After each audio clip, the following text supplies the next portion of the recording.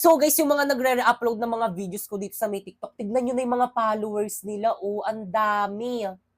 Dalawa to, tapos pati name ko ginaya, te.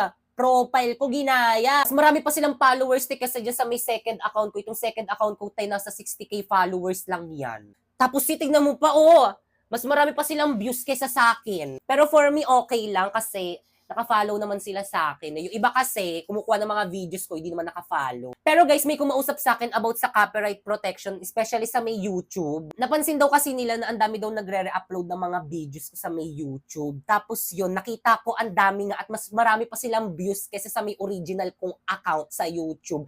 Yung original kong account, nasa may ano lang ata yung pinakamalaking views no, nasa may 100k, pinakamalaking views. Tapos sa kanila, umaabot pa ng milyon. Guys, huwag nyo naman ako agawan ng video sa YouTube. Kailangan ko rin naman kasi ng pera, te.